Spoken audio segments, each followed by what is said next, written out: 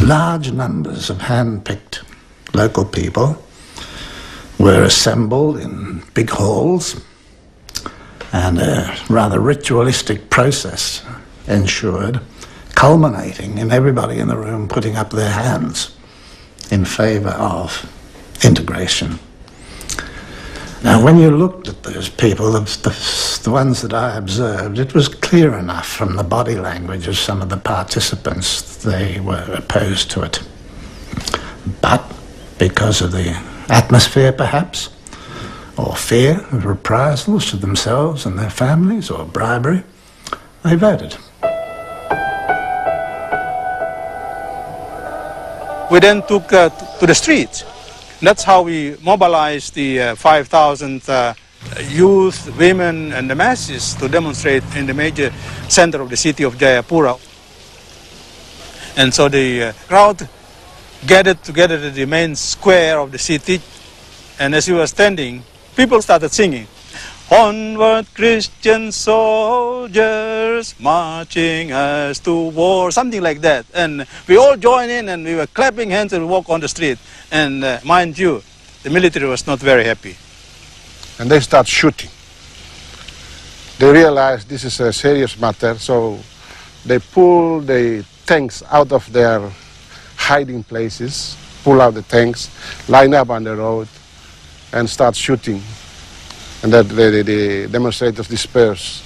We were, in fact, actually we were standing underneath the parliament building. And as we were standing, one Christian Indonesian, he came and whispered to both of us, "Both of you are now in danger.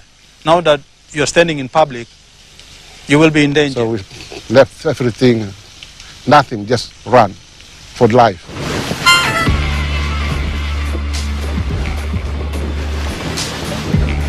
Pursued by the Indonesian military, Clemens Ranaweri and Wim Zonganau fled across the border to Australian-administered Papua New Guinea.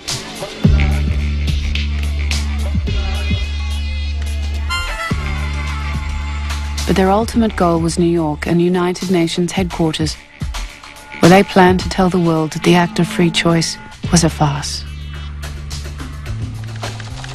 They were thwarted by Australian officials under pressure from Indonesia.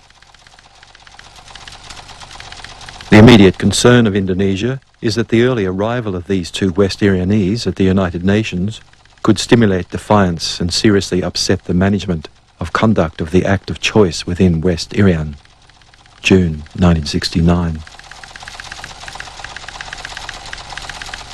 Zonganau and Ranaweri were forcibly prevented from travelling to New York. As we were about to board the plane, master of the Manus province, he came rolling up with a limousine type of a vehicle with the Australian flag, little flag, symbolizing the power of Australia, symbolizing the power of colonialism here in PNG then. The man looks like an authoritarian type too. So he put his hands in his hips and said, "You two guys, Zonganau and Ranaweri, you come down or I arrest you." So we said, well, we got ticket, we got everything. We are on the way to leave this country. So and then said, "You are under arrest." So policemen came, grabbed our hands, took us down. Well, the tears were dropping, and that was the end of it. The Australian authorities detained the pair on Manus Island until the act of free choice was over. Their complaints were never heard. At Jakarta's golf club, one of President Suharto's regular partners was Australia's ambassador to Indonesia, Gordon Jokl.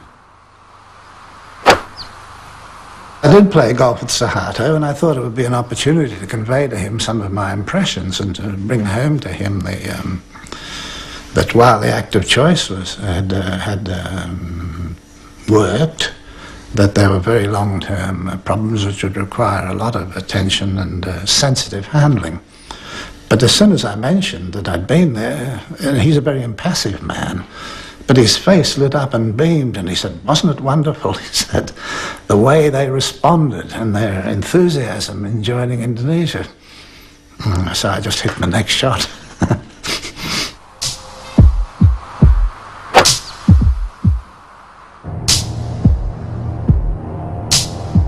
The game was over. West Papua was now West Irian, the 26th province of Indonesia. And the rewards were more tangible than mere national prestige. There was Freeport, one of the richest gold and copper mines in the world.